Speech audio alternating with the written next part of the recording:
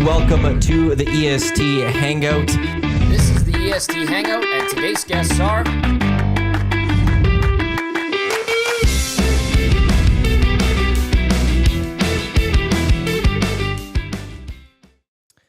A good Tuesday morning to you. Welcome to the EST Hangout presented by Sentinel Storage, live right here on Edmonton Sports Talk, your clear choice for Edmonton sports. We appreciate everyone who's tuning in live, whether it be on YouTube, EdmontonSportsTalk.com, TuneIn, iHeartRadio, Apple Music, or anyone listening to us on the podcast, wherever you get your podcasts. We do appreciate it. Today on the show, Matt Iwanyk, Tom Gazzola, and joining us is Brendan, our intern, who is referred to here. I think it is, for most of you, his nickname, Brendan. I don't call him Brendan. I don't either. Because I don't know if he particularly likes it. Well, I don't hate it. I think it's actually kind of funny, and in the chat, people are pretty creative with it.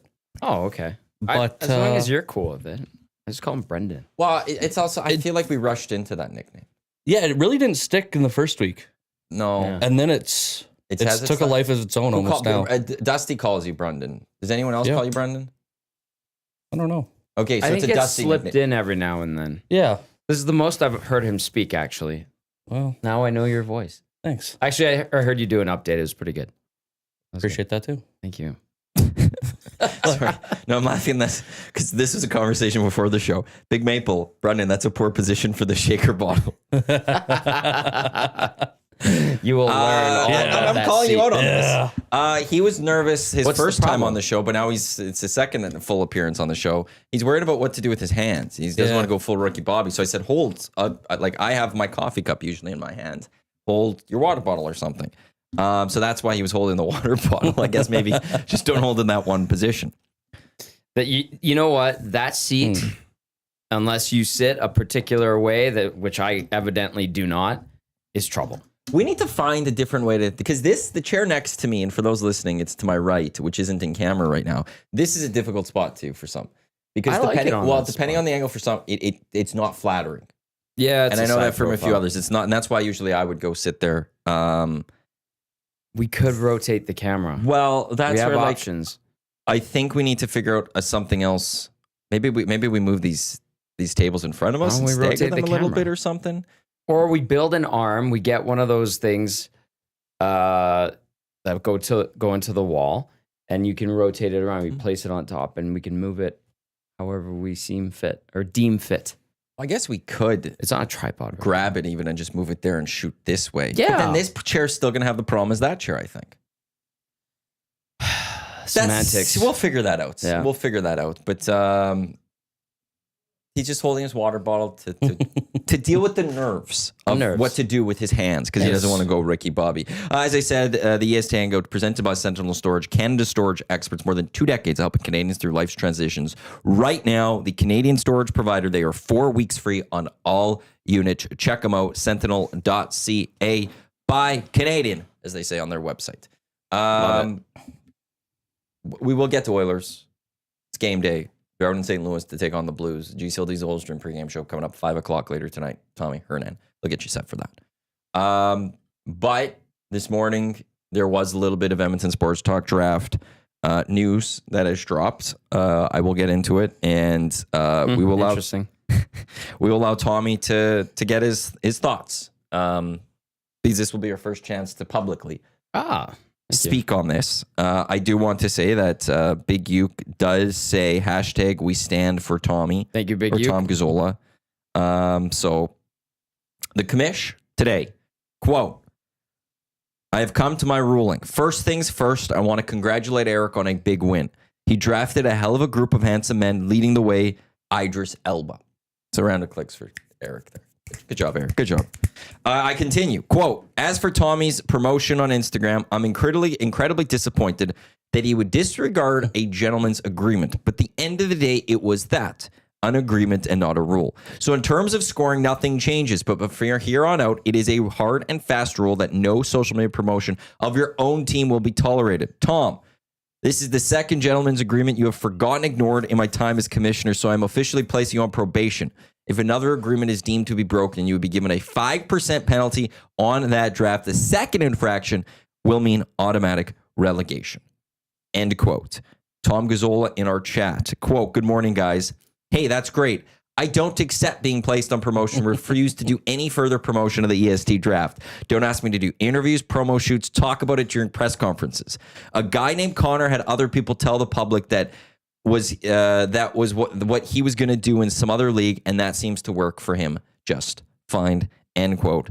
Tommy, Hey, your thoughts? Where you are with all of this? I will reemphasize, I do not accept this, what is it, sanction, probation thing. I don't accept it. I don't recognize it. I will continue to do the draft the way I do the draft, and that is by being a champion and maintaining a championship level caliber.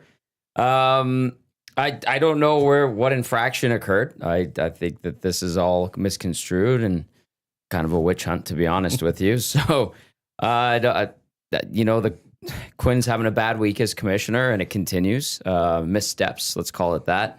But I look past that. I still think she's generally a good commissioner, and that's right. I won't be doing if I'm going to be given alleged probation. I don't expect me to do alleged promotion or any of the sort for this draft. I'll just continue to win.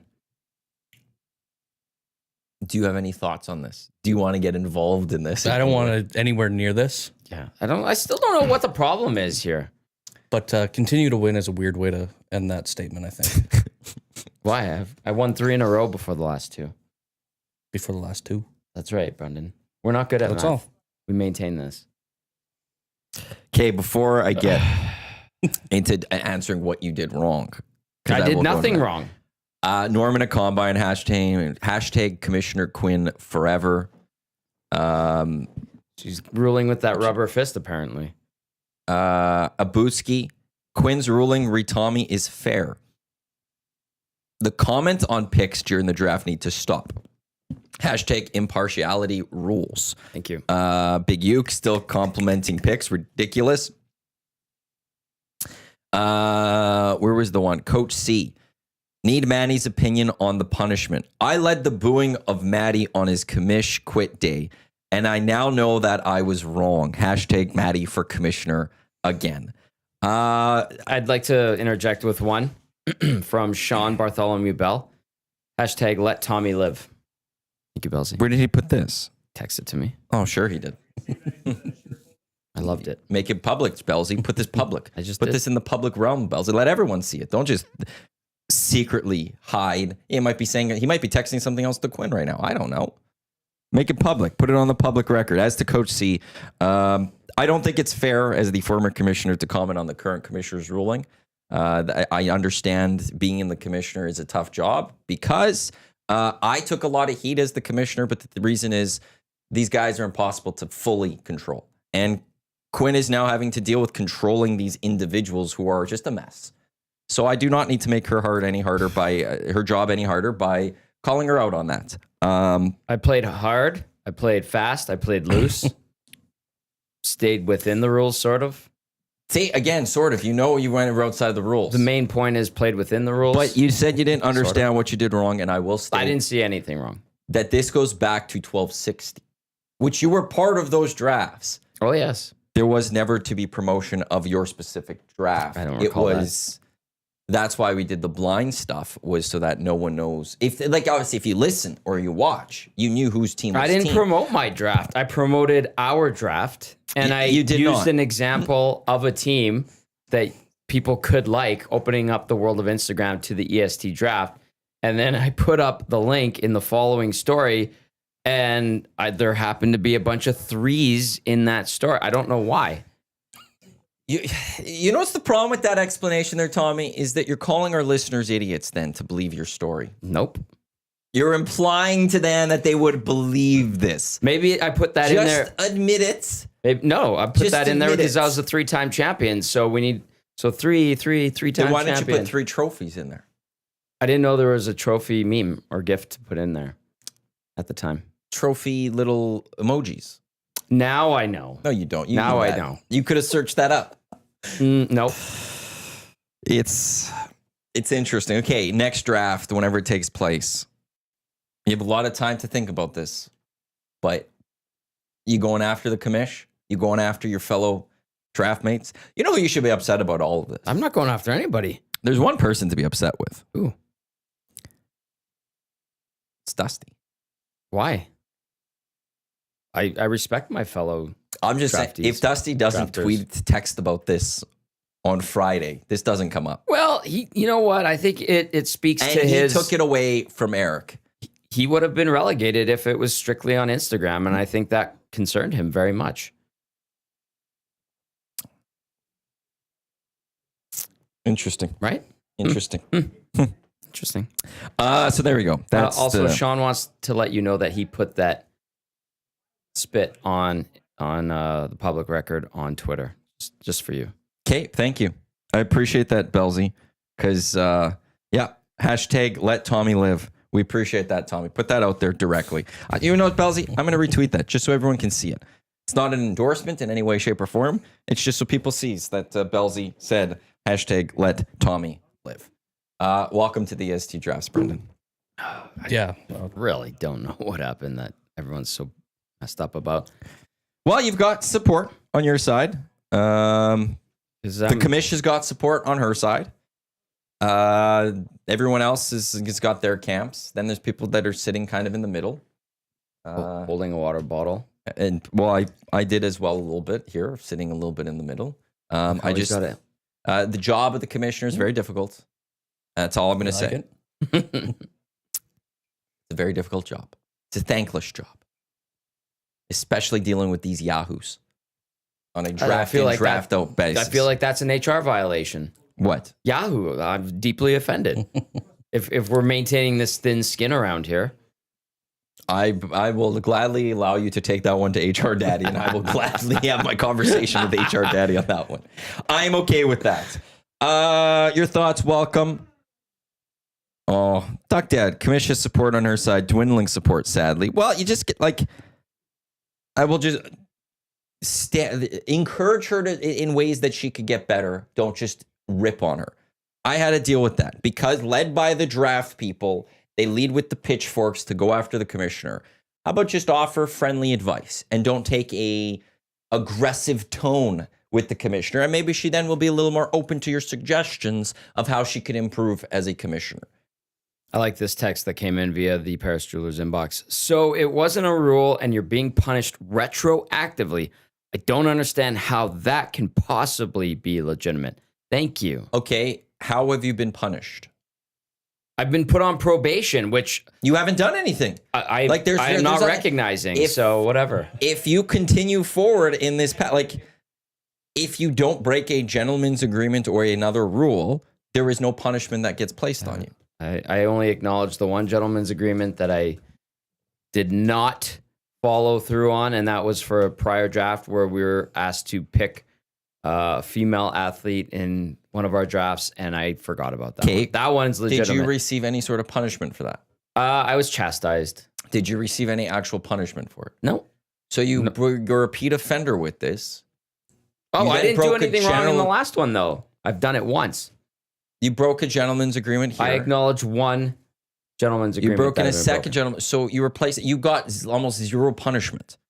And the reason You're right. I almost don't zero, recognize the whatever was punishment moving described forward today. only can happen if you do something wrong again. You don't get an actual punishment for this draft, and the next draft you don't get a punishment. It's only moving forward if you do something wrong, you get a punishment. So really, you didn't get a punishment. And bad boy for life, whatever. How long is probation though? I'm not on it, so I don't know. Well, I'm gonna ask because I'm curious. At some point, probation needs to end. I'm not on it. So I At don't know. what point? I'm gonna ask her. Does Tommy's probation end? It hasn't even started because it didn't even happen in my books. He's going after. He's gonna do something to break an agreement in the next draft. I'm calling it right now. He's gonna test the commissioner. Probably, yeah. He's He's seen gonna, his eyes. yeah, well, bad boy for life, just as he says right bad now. boy for life. If he's gonna go do something in that draft to see if the commission will call him out on it. My parents did say I was an asshole as a child. You don't completely lose it.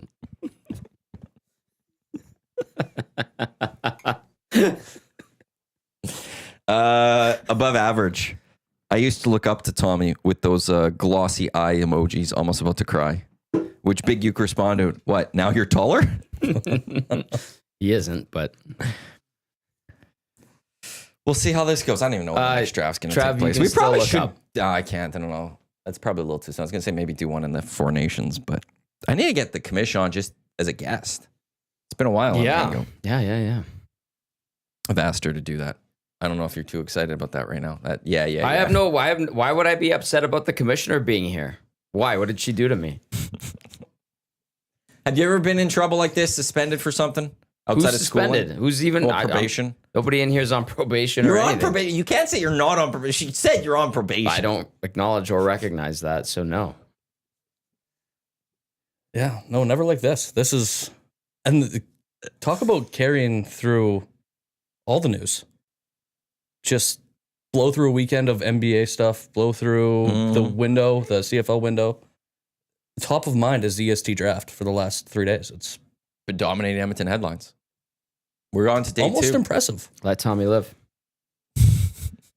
I like this too. Hashtag. Yeah. Is Bella just come up? Is he the first one to say that? I hope so. So that's now going to be your solidarity slogan? He's my co-host, business partner, and dear friend. So, yeah, he's got my back. The commish says, I will have to think about that when it comes to when probation ends. You can't stay on probation forever. There has to be. You have to go on probation. I'm talking to Brendan here because you're not a great stopper. There has to be some sort of end to a probation. What's probation even look like? Well, he's just on notice for these next warrants, which I'm curious. Okay, here's the other curiosity thing, or curiosity I have.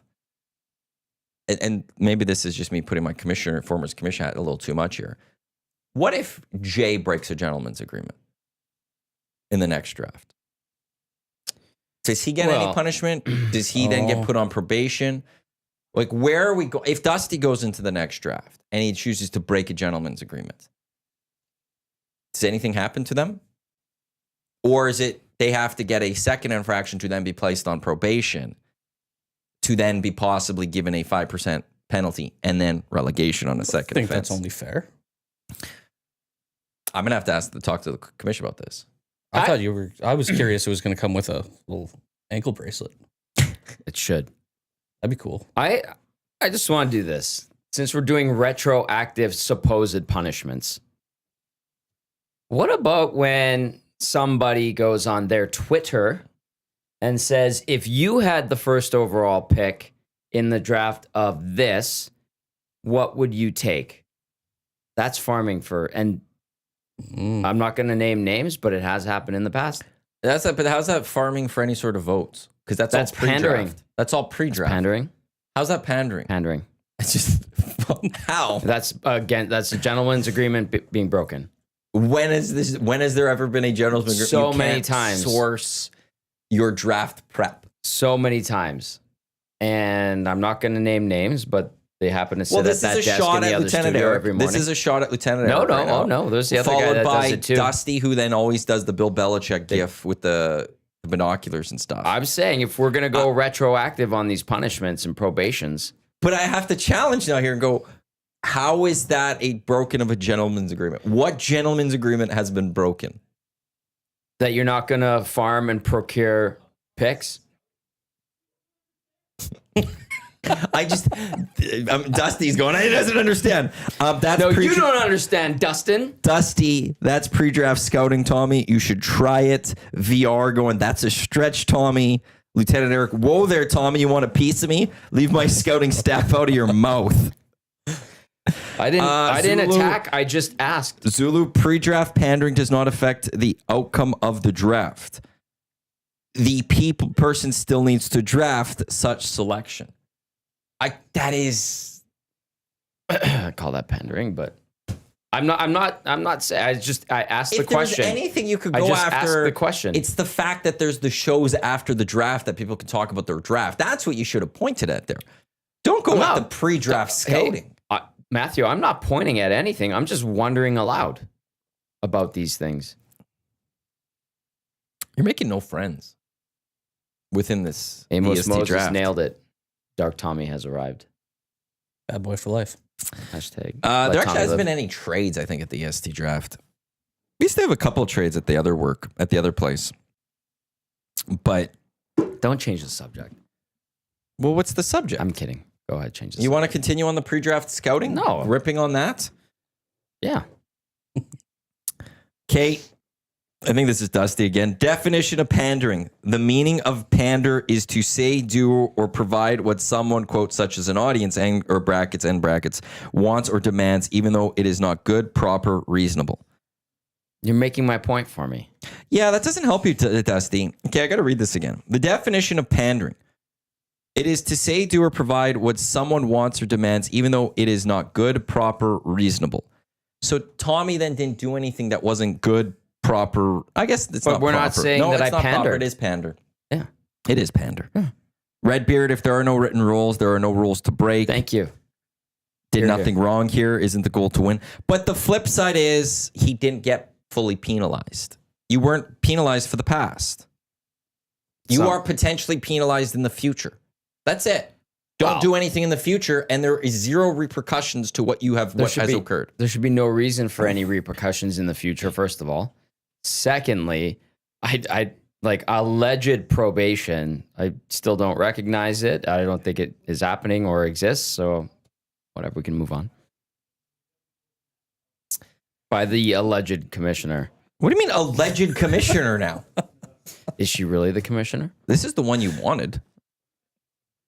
I'll go find all the clips of you saying that she was the best commissioner you've ever had. That may have happened. Yeah, a few times. Quite a few times. She's the best draft commissioner EST's ever had. I believe those were the words that you had. I acknowledge I may have made that statement.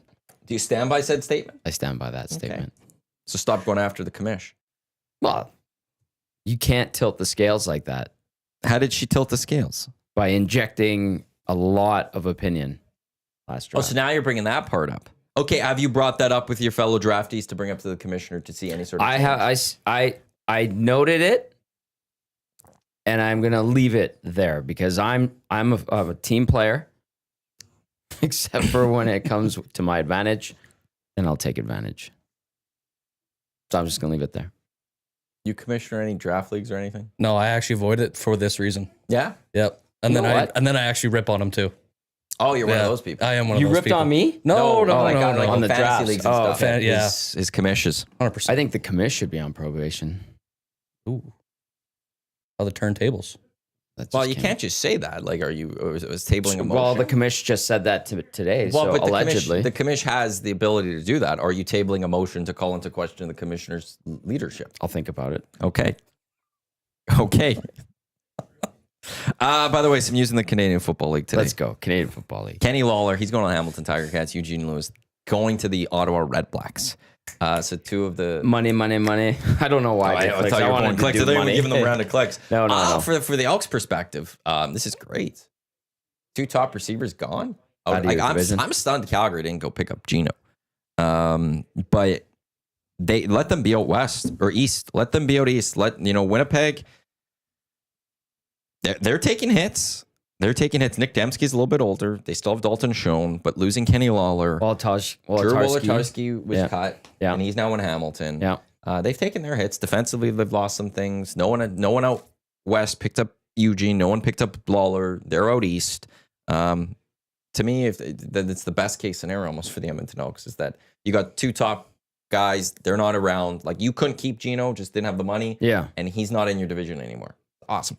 I thought Gino might end up in Calgary with Vernon Adams, and I still don't know how to interpret what Vernon Adams was saying on social media. Like, was he knocking the Stamps for not getting him? I think he wanted more players. Yikes. So that's an interesting way to make your debut with your new franchise, unless their management is okay with him publicly Calling him out. calling them out. Yeah, I was going to say complaining, but Interesting. very interesting. And Calling then- out the leadership of something. Yeah, hey. Sounds eerily familiar to something.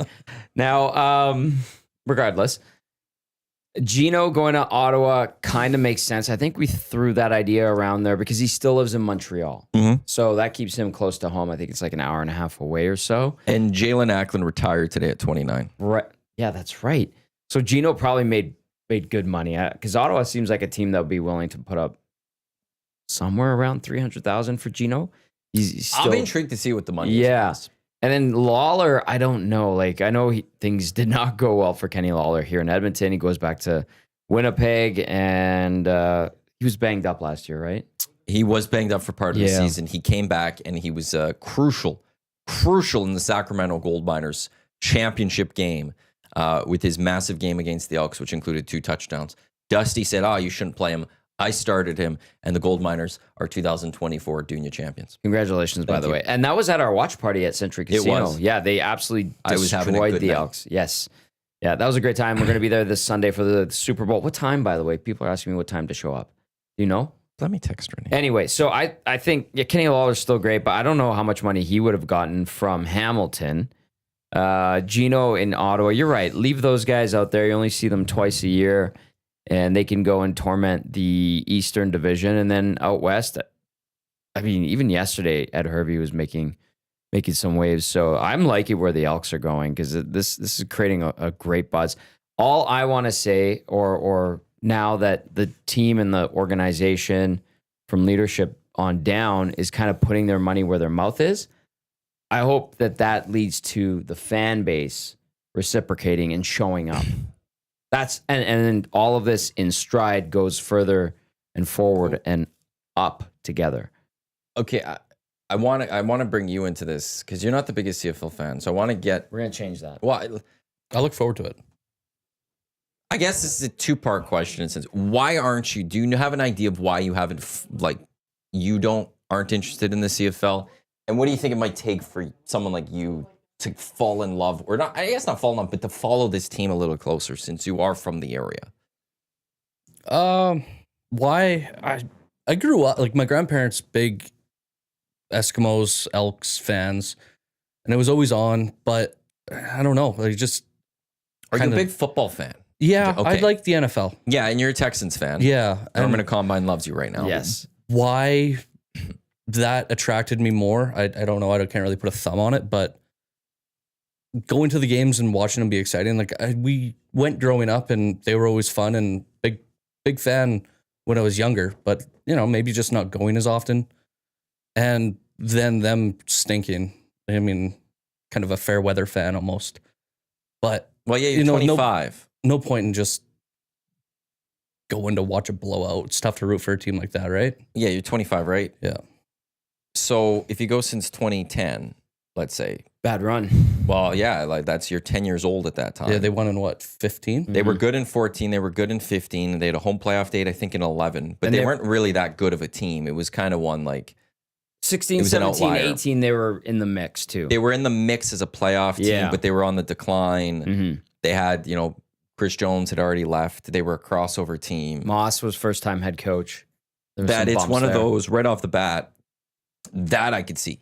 Like for your age, Yeah. right off, like why would you go support a team when, yeah, you're 18 years old and this team's going to miss the playoffs again in a 9-team league? Whereas you like your Houston Texans, you're in the NFL. I know you play Madden. Yeah. You do fantasy football? Yep. I think those are the other 2 big factors. I in this. agree. And that, yes, 100%. That got into that just probably about the same time Elks were kind of hitting their skid. You're invested. And then, just interest shifted a little bit. How about your buddies? Same thing? Same thing. Yeah. See, that's So if where this, the like CFL lost out, that generation. this past year, the Elks got on like a little bit of a winning streak, August, the September type thing ran. I think that's when it was. Did you notice that more? Did you pay attention a little more? Or was it just the same for you? I think being Well, in you the were city, like ever since I came up to Edmonton for school, I've been a little bit more engaged with it. Mhm. And I live 5 minutes away from the stadium, so you get to hear it. And Mhm. even stopping at a game every now and then, it's definitely helped. But like before, I don't know, like you would come up for an Oilers game and make a night of that. That was never the case for the football. yeah. Like you'd have, And you're from Camrose. Yeah. For those that. so it's not far, just an hour down the road, and you can make a night in Edmonton easy. But summertime, it just always seemed like something else or to do, right? I don't know. I was on Saskatchewan radio yesterday, the Green Zone, with Jamie and I and Lachlan Cross. Oh, nice. It's always weird how talking just sports with him. I've been like, Locker. ask some good questions. Jamie though. Nye's great too. can't remember who asked the question, but the question was asked. I think it was maybe Locker. Have we seen with free agency a buzz in the city with the Elks? I was like, well, I got to separate it because from Elks fans, I think this whole offseason, they're in love. Like they're pumped about June. They want to get the season going. They loved Chris Morris. They loved Ed Hervey. They loved Mark Killam. They loved the Trey extension. That was probably the biggest one in some. And then they've loved free agency where it was just like check, check, check, check, check. It's that casual Edmonton fan. I don't have an answer for that. I feel like I'm too much in the CFL bubble. We are a little too much in the CFL bubble that I don't know if this free agency has resonated with the casual fan. Has Trey, I would assume the Trey signing did, but has this past couple of days resonated with the casual fan that's like, you know something? I didn't go to a game last year because I didn't think MBT should have started. I wanted to see Trey. Screw this organization. But okay, Trey's starting now, and they had a good free agency. Yeah, I'm excited for that first game, maybe against Montreal. That I'm very intrigued by. I call it a hunch, but I feel like take whatever company in this city, go to the office the next day after all the free agents that were signed. Kathy in accounting isn't going up to Lisa in HR and saying, can you believe what Ed Hervey did yesterday with his Elks roster? Whereas I could see Kath and Lise having a discussion about Stuart Skinner allowing 4. Skinner, 4. Oh my goodness. My husband complains about him all the time. And then I watched last night and he just couldn't make that save. And then Lise would be like, I know, I was watching too. See, it's not like Dave and Brian working in the shop they might mention the Elks, but Dave and Brian are like, oh, Bouchard on defense. Like that is definitely something that is discussed the next day. I want to put up a poll on YouTube. Do you like how I brought up Lise and Kath? I like how they already had nicknames. Yeah. And you worked out the whole scenario in your head. It was beautiful. Thank you. I'm like a human AI. Okay, I've texted Trev to come here. Bold statement. Thank you. You also called yourself Connor McDavid today, basically. I did not. Well, you equated yourself to That's Connor an McDavid. allegation that I will not recognize. You're hot today. I'm gonna hot, dude. Yeah. I'm gonna ask Trev to put up a poll once I'm gonna get him to come. The poll I want to throw up on our YouTube is maybe I should do it on Twitter too. These last couple of days of free agency from the Elks, does it change your interest level in the Elks? Are you like, I got to figure out the right wording. How do we word this? Based on the last few days, are you more or less excited to get to an Elks game this year? Can I give More like my middle left. guesstimate? Yeah, go for it. I gotta get. I don't think it'll move the needle that much in terms of interest. What I do think will change the engagement and willingness, desire to go to games will be A, the team starts to win, and then, or these could be reversed.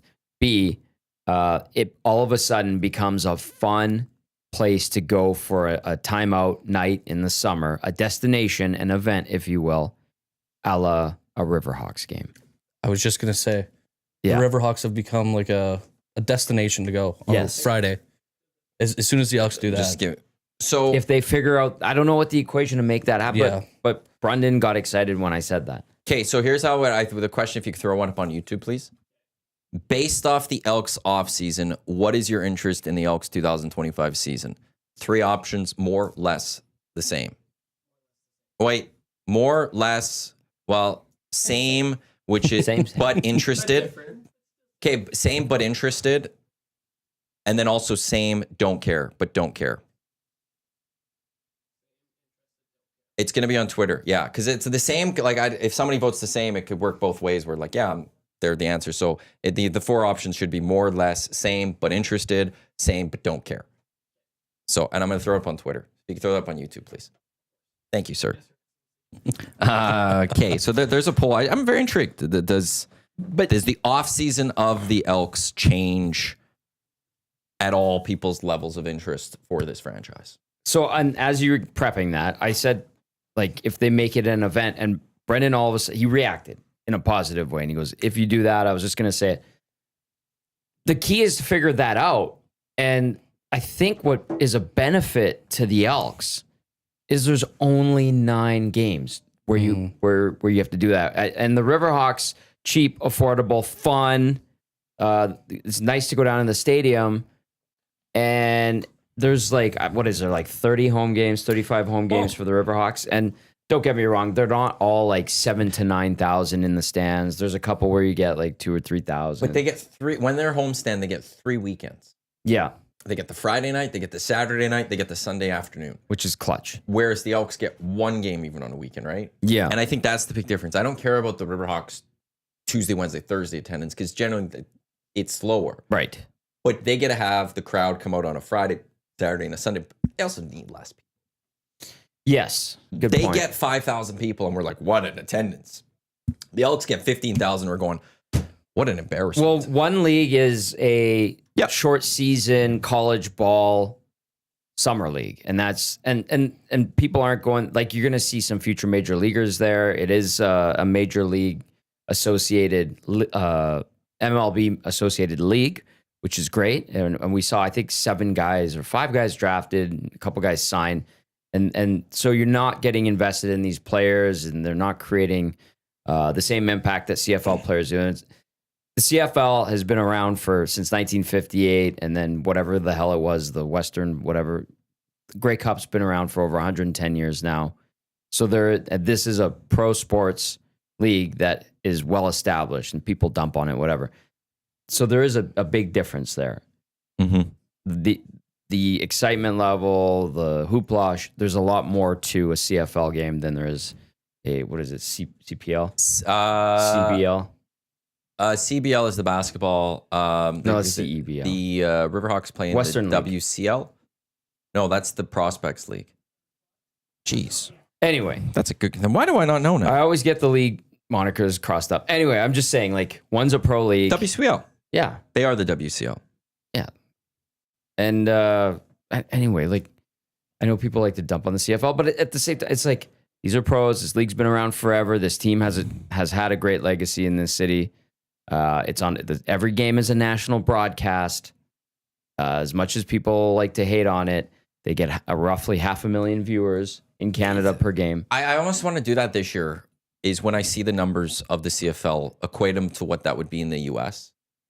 Because we look at the numbers and we hear 500,000, we hear 600,000 for a CFL game, and we go, well, that's nice. A good Oilers game, regional game, will get like 200 to 250,000 viewers. But we're also like 8.5 times less the US population. That basically, like, that's 4.25 million US, Which is huge numbers. which would be massive in the US. Yes. Like, that's bigger than some NBA games and stuff, what they're getting. Like, we have to equate that we're a small country. And so when we're getting close to 1 million people watching a game, that's massive. Yeah. And we look at it and it's like, well, the US is getting this. Now look, the NFL numbers in Canada are much better at times. You know, their playoffs are better. Bills Chiefs was like 4.25 million Canadians actually watched that. Mm-hmm. So there is still that extra love in the NFL, but doesn't mean the CFL is not getting the love. No. Like the UFL gets similar attendances in the States in terms of like 800, 900,000 Americans watching. Mm-hmm. But that's less than what per capita of like how many people available to watch it than what the CFL gets. Right. So a couple comments in the nasty chat. Big Uke, definitely more than last year. Penner's Pancake, more than last year, but I'm still skeptical. I'm assuming the skepticism for Penner's Pancakes is that they're not going to win, which I get that. I'm worried for the start of the year. What say you? Maybe 15 to 25 is the new norm, though. And I think that is the new norm for the CFL. I think 20,000 is the new norm for the CFL. I think the 3 teams, though, out west, Winnipeg, Saskatchewan, Edmonton, are more 25 to 30,000 is the new norm. That's so disappointing to me.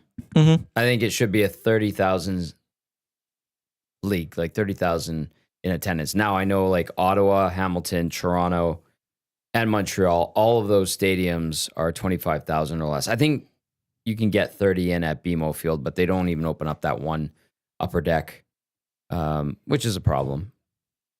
Ottawa generally does good, even though the team sucked. They're getting new renovation, and they're too. getting major renos to that stadium. It's going to be interesting to see how that plays out. Hamilton just got a new stadium. But then, Winnipeg, Sask are like the gold standard. Edmonton used to be, obviously not the case anymore for many reasons. Calgary has a dump of a stadium. BC is kind of on the up and up, which is excellent. Well, BC's, this is going to be fascinating to watch the Lions because we were with McCord, Eric and I, last week for Junior Championship. And he's a big Whitecaps fan. Yeah. From the area, loves his Whitecaps. Yeah. And he even's like resigned to the fact that the Whitecaps will be leaving Vancouver. What? They're for sale. Really? And unless they could get some sort of stadium, like it's just expected that someone in the State's going to buy it and move it down south. Damn. That we're going to see the end of the Whitecaps in the MLS. Instead, they will move to the CPL and go lower level. The Whitecaps at one point were a hot team in the Vancouver market. They were more loved than the BC Lions. Oh, yeah. If you lose the Whitecaps, you just lose also just the one team there for people to interest. Does that help the BC Lions get a few more fans back? That I'll be fascinated by from a Canadian Football League perspective. I'm curious. I'm just going to read and then go ahead. Bronco Nick, my interest changed when they finally got rid of the board with the new owner being Larry Thompson. Bronco Nick, I know Bronco Nick now a little bit, and he likes to deep dive into the minutia of teams, and I respect that very much. Jody, I hope that Hervey's moves can gel and pan out, unlike a certain other CEO in Edmonton's moves this past offseason. And then Tube Socks, 35,000 and Dusty eats Brussels sprouts. If we can pack 35,000 at Commonwealth for a game early in the season, I think we're getting Dusty to do more than a Brussels sprout. A Brussels sprout sprinkled with herring on top? I was going to go like actual sushi. Oh. Something like that. Okay, what were we going to ask, Brendan? I was going to ask Brendan about like how he perceives the CFL and his buddies. Like, how do you look at it now? If the highlights come on, are you just like flipping the channel? No, I'll watch. Yeah. Definitely. I don't know. A 2.5 hour game. Just, I don't know. 3 downs has been a little bit of an issue for me. Really? And that used to be a big draw where if you can't figure it out in 3 downs, you don't deserve the 4th kind of thing. Mm-hmm. And it almost flipped in a sense where if you throw an incomplete pass, the run gets stuffed, you're automatically in a long situation. And obviously there's some NFL games that are stinkers. Yep. And, you can't avoid it no matter how many downs you play. You could have 25. Sometimes it doesn't matter. But just overall, I think that part, uniquely Canadian, sure, doesn't quite resonate with me. And, having conversation with buddies, that's a big one too. 3 down one. I haven't heard that in a while. Usually it's the players aren't good enough. Rouge is stupid, which I agree. Stuff like that. Do you recognize the Rouge? Unfortunately, yes. Yeah, I think for the Edmonton market, they just need to get good again. If they can have 3 or 4 straight years of being a contender for the Grey Cup, I'm not saying going to go win the Grey Cup, not even saying getting to the Grey Cup, but getting to the playoffs in the West, hosting a couple playoff games, it might change the buzz in this around that team. Because I still go back. I go back to it's been trash. The amount of success this franchise has or lack of since they won the Grey Cup in 2005. And I go back to the 2005 because 14-15 is an outlier, actually. Yeah. It was a blip in the radar. Maybe it would have continued had Chris Jones stuck around with Ed, but it was a blip in the radar, and the Elks have been a trash organization for the most part for 20 years. Valid. I have one more for Brennan. Go for it. Do you have any buddies who actually really like the CFL? Oh, that's a great question. Not off the top of my head. See? And that's the problem. Mm-hmm. That one is the problem. That's a problem. But that's like, I feel like the CFL right now is at a point where it's his generation, screw him. Yeah. They can't do that. Well, but we're not getting them. Like if you're the CFL, yeah, we're not getting almost too far gone. Yeah, like we've got 40-year-olds, we've got 30 to degree some 30-year-olds, like you, me, Eric, Lucas. Like there are some of us. You start focusing on the 10 to 15-year-olds, and you start getting to them and hammering them home. Yeah. So that when they turn 18, 19, 20, and they get into the party, and then you win them over. Like this is almost like a 10-year thing here, where take some pain for the next few more years, but focus on those kids, pound it home into those kids to be like, we're gonna get them to be CFL fans. And him and Trev and Zach, we lost them. Even Zach's only 21.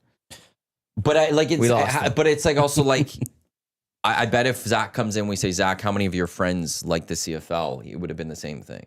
Yeah, good point.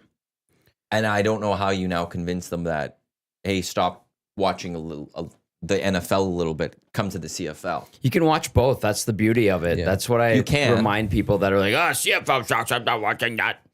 And it's like, well, you can like both leagues. It's okay. Nobody's going to judge you for liking both leagues. There's people who very much like NCAA football. I think it sucks. I think it's too predictable, and I think it's ridiculous. You think it's too predictable? Oh, yeah. It's far from predictable. There's like 5 good teams. Okay, that part I'll give you. And- The and games each- themselves are far from predictable. Yeah, well, 'cause when you here's- get the top teams you know why playing. they're not predictable? The games themselves, because there's like 3 or 4 good players on each team on both Yes. sides of the ball, and then the other guys are just figuring it out. Yes. And it's very much amateur football. It is. That's what makes And it that's exciting. what makes it exciting. It's not pros. Like there was some dum-dums that were insinuating that a CFL team Bob couldn't beat an, Stauffer. Bob Stauffer at one point thought his NCAA team would beat a CFL not team. a chance in hell. And Alfred Payton, I believe it was the one that had to tell him, you're an idiot, basically. Pros, amateurs that are kids, It's Man adults versus straight. kids. professionalism, and then you have like 5 good players on each team in NCAA Div 1, top ranked 25, whatever, that could maybe make the jump the next year to pro and have an impact. Yeah, how many guys in the CFL play D1? Most of them. Exactly. Yeah. How many of I them think played that NFL? argument- A lot of them.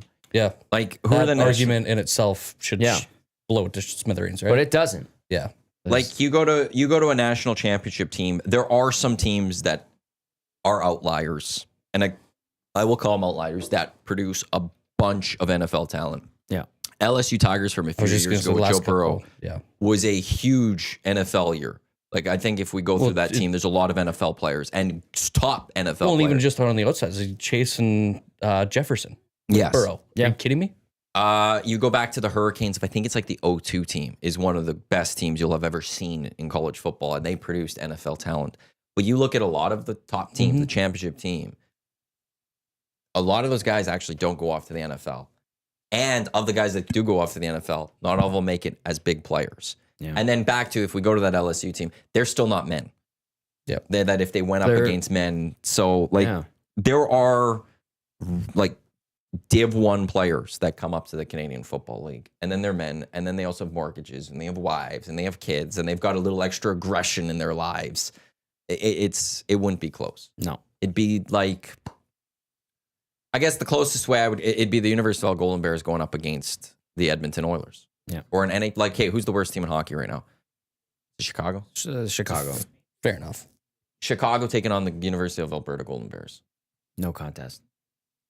You could even throw NCAA Div 1, whoever wins the Frozen Four. Same thing. That get destroyed. I'm trying to think of a better team.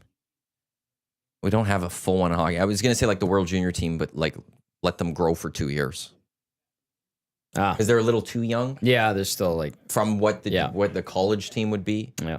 And they'll still win. So, or I guess it'd be like the American Hockey League. Like it would be the Bakersfield Condors going up against the Golden Bears.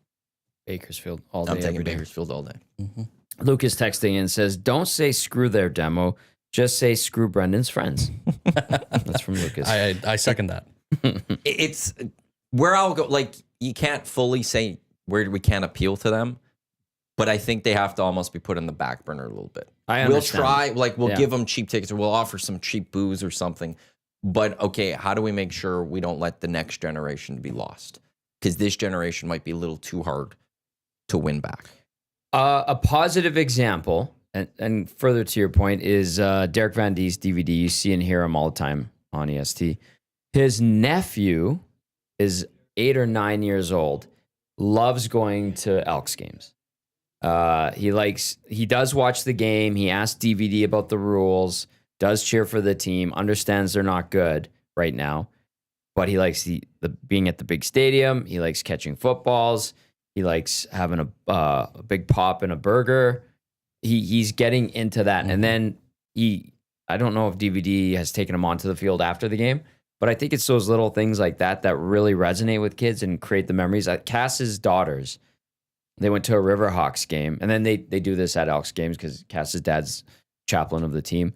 Cass was like, we went to a Riverhawks game, and we got the girls to ride around in the cart with the baseball cap on top after the game on the field, and they loved it, and they want to go back. They love going to football games because they get to go and run around on the field, and maybe they get to meet some of the players and the cheer teams out there, and it's that stuff that gets them into it at the beginning. And then, hopefully a good chunk of them follow through. Like, I like going to the games. I like the team. I hope they win. So I understand his generation being too far gone and just focusing in on now building those connections. Like when I was a kid, I went to the Labor Day rematch. There was like 45,000 people. I vividly remember we had to sit in the corner. Buy one, get one free. Yeah, An adult, get a kid free voucher. Coupon through school. It was my cousin, myself, my dad, and my uncle. And I think the Eskimos at the time, this was like 93. This was a long time ago. Just like, I don't know if they won the game or not, but my cousin and I got on the big screen, like doing a funny dance. We're 8 years old. We're idiots. And then like, I don't know if I can't remember the score, but people were flinging the caps off the beer lids. And I did that. My uncle's like, don't do that. And we had a great time. Like, it was just, I remember having so much fun, and we had the worst seats, but we were at the game. It was fun. And I'm like, I like going to those games. And from then on, I just loved the league. Stuff like that. Fair. But yeah, not a fair comparison, but to bring up the Riverhawks again, like kids that aren't even interested in sports, they'll banter about the Riverhawks. What are you doing this weekend, Riverhawks? I've never heard anything like that with the Elks. That's a good point. It's the location of the Riverhawks does help that. It is beautiful. It's just it's right downtown. Or white's on one side, downtown's on the other side. You could easily go and be like, yeah, we're going to this game. I've seen just a lot of group of young women that have come, and they're start because they're ready to go to a pint after or something. Yeah. Guy, like the younger crowd, that's the start of their night. And it's okay, we're gonna go either to White or we're gonna go to Jasper. But we're starting here at the Riverhawks. We're gonna take a scooter, hopefully not fall. Lawler's deal is around $275 with Ticats. I'm intrigued what Gino got with Ottawa. So right now, one of the polls that up on Twitter, the question based off the Elks offseason, what is your interest in the Elks 2025 season? 69% say more, 1% say less, 20% same but interested, while 10% same but don't care. So whether it be more interested or are just interested of this very scientific poll that is 100% accurate. It just jumped on me a little bit there. 67, 19%. So what does that math lead up to? 86%? 86% say that they're more or interested in the Elks going into this season. Well, that's good. I hope that's the case. I hope that's what it is for the Elks going into this this upcoming season. We do got free agency that will officially open on Tuesday. Yes. Here on the Hangout that day, Hernan and Lucas will join us. Perfect. As we will have full CFL free agency coverage because we're in the tampering window at this moment. And then after that, we'll have draft later. And then I think it's May 11th or something like that. It will be training camp for the Edmonton Elks this year, which isn't actually that far away. Well, March is coming up. I know it's early February, but the days you can see the sun's out longer. It's kind of nice. Up earlier too a little bit. I love I've been noticing that. Yeah. We're getting that little tease, which is lovely. A couple of texts have come in regard to this conversation. 780-218-9999. Joel from Bonnie says, I think the NFL and football as a sport is pretty predictable. I think the NFL is overhyped, and the people that refuse to watch the CFL are not a fan of football as a sport. So maybe, more invested in it's the gambling and fantasy. The gambling, yeah. No offense to you, your generation, but I've felt that for a number of years, that the reason we saw a boom in the NFL, because I feel like I don't remember knowing a lot of NFL fans in the 2000s. I was an NFL fan. My brother and my cousin were. I didn't know a lot. Yeah. I feel like the boom came in the 2010s, and that was with fantasy. Fantasy really kicked it up. Shot it up. And I've had arguments with people where they'd be like, this guy's a great player. I'm like, he's a great fantasy player. He's crap on the field. Like, yeah, Jameis Winston once with a few years back was a great fantasy quarterback. He threw for a bunch of touchdowns, but he also threw a crap ton of interceptions. Yes, exactly. But he'd throw like 3 garbage touchdowns because the Bucs were getting destroyed, and his numbers were massive. He was like How do drafted. you really feel about it? Yeah, 92% in every league. Another text says, my 20-year-old son and his buddies are heavily into NFL fantasy and wagering, etc., but they also regularly go to Elks games because they enjoy live football. See, I respect that very much. And that's the part of this I will go to is if we ever lost the Canadian Football League, the It's two gone. things we'd lose, there would be no pro football in Edmonton. We just lose pro football here. So if you are a football fan, like you then would, the only way is you'd have to travel. You get none here. Yeah. And people in the States love, like within the NFL circles, it's respected, the Canadian Football League. Yes. Very much so. And it's even the NCAA circles. The other side is we lose Grey Cup. There is no party like it in Canada. It is fun. You would love it. Even your buddies would love it. Yeah. Well, I would imagine. I've never been. Yeah. And it's when it comes to them, it should be in 26. Should Whenever be. it comes back to Edmonton, I would recommend going. Just the parties around it. It's just a party. Yeah. It's for like 3 or 4 straight nights. It's just partying. That's Yeah. all it is. I hate those. They're the worst. Yeah, they Right. are awful, right? Yeah. Dave Jameson always referred to it as Canada's largest kitchen party. And when you go, you realize it's Canada's largest kitchen party. Yeah. Like that's all it is. And James Duthie and a few others, like Duthie does both Super Bowl and Grey Cup. Duthie's always, I think he's worded it best to me, which is the Grey Cup is inclusive, the Super Bowl is exclusive. Yeah. You can't get to any party down south. Here, you could get into almost every party, and who knows who you'll be drinking next to. It might be Odell Willis, and you'll be telling Odell Willis how much the refs stink, and that should have been roughing the passer.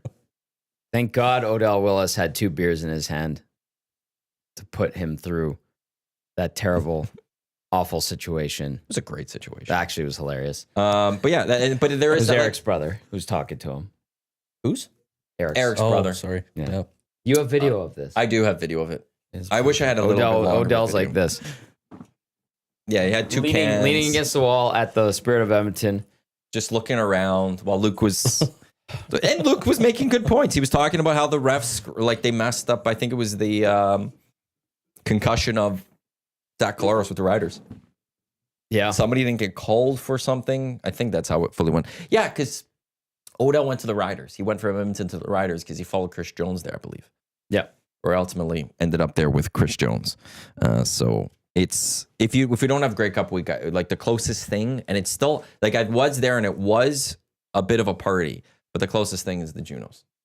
Oh, okay. But it's not to the level of Grey Cup. Yeah. It's not as like so many people travel and it's just, or maybe I'm just not fully in the music circles. And But yeah, each team has a party hub in the city. Usually they're close together. There's all kinds of events going on. There's Spirit of Edmonton and their breakfasts and stuff. It's cool. I think it's wonderful. I love it. And my brother kind of wasn't into the CFL. My youngest brother, much older than you though. much. Yeah, well, 6 years? Paulie's 32. So 32, 7 years. Oh, yeah, you're 25, right? We'll be soon. Yeah. Yeah, okay, so 8 years, almost a decade, right? So anyway, he was kind of like, yeah, I like going to games, drinking beers with your buddies and my buddies, but not like heavily invested. And then Grey Cup, and he's like, I heard it's a good time. Can I go? And I was like, yeah. Like, what do you want to do? You want to do Spirit of Edmonton? He's like, yeah. Like, okay, brace yourself. Like, you're gonna experience like a great party. Like, you're gonna be messed up. He's like, whatever, I'll be fine. He was already pretty buzzed when he got to Spirit. By the end of the night, he'd knocked over a table with like 20 drinks on it. And security was looking for him. And we had to hide him on the dance floor. He loves it. Terrible spot to hide. He again. loves it. Yeah. Well, we're like carrying him, like Are pretending. you a dancer? Dancer would be a stretch. So you go and try to bust some moves? Yeah, the hips get loose some nights. Attaboy. Ooh, interesting.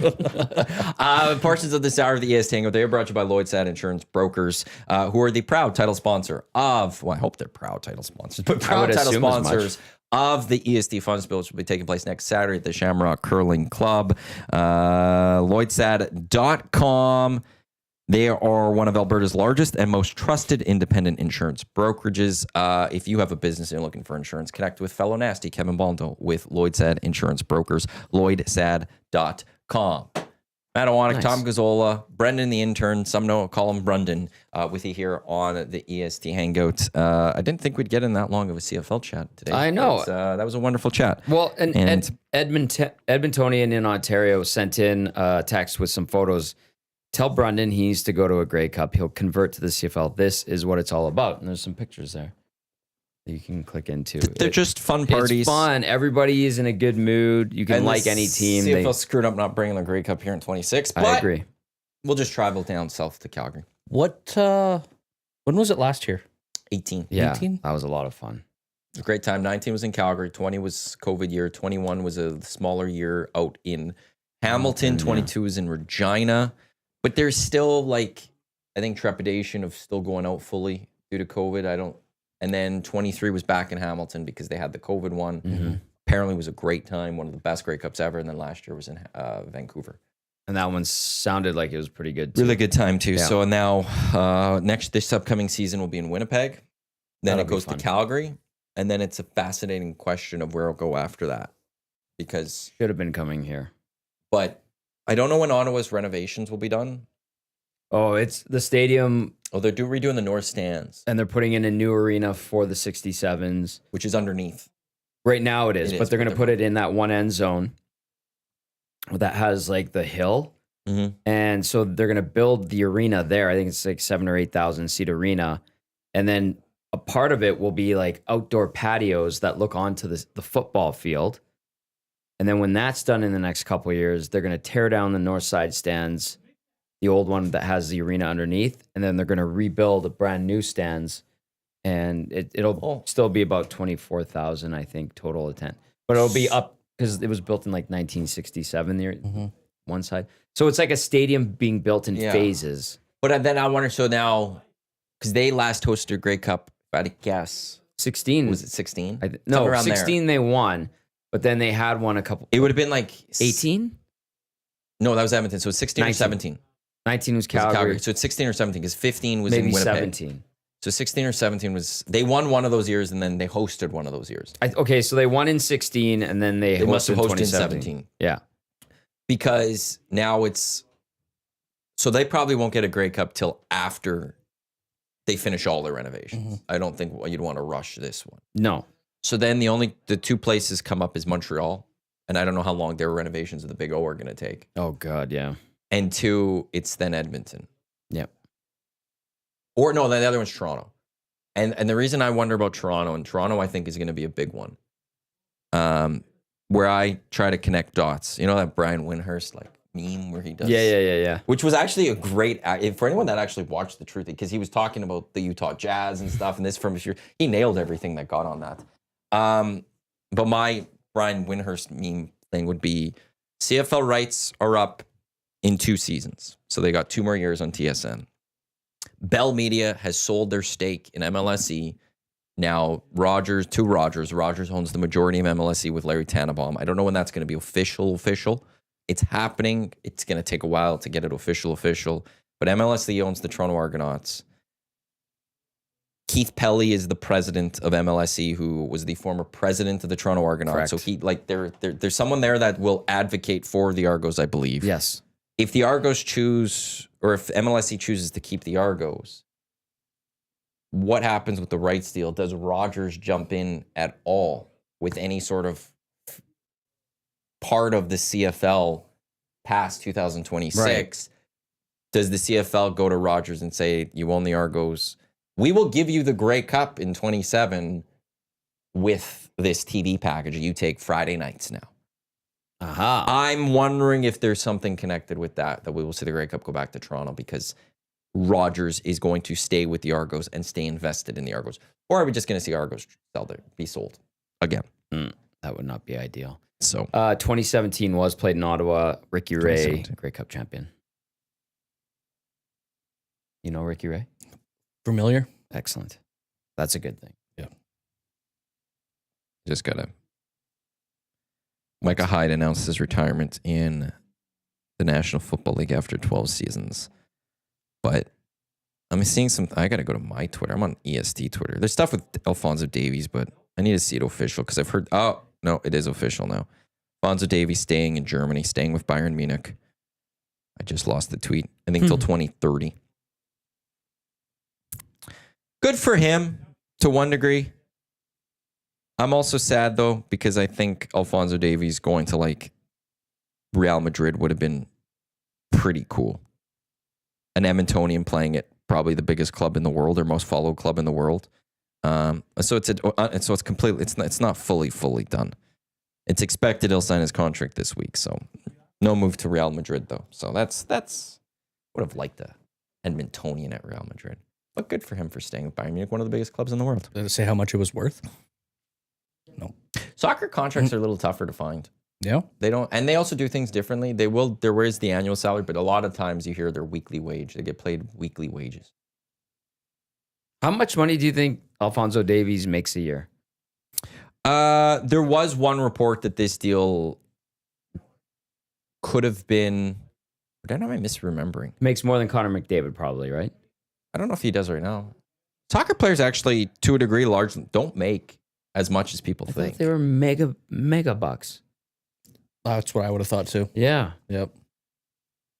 Because in the grand scheme of things, NHL players don't make a ton compared to NBA, NFL, MLB. So currently, according to one site, Davies makes approximately 11.25 million euros.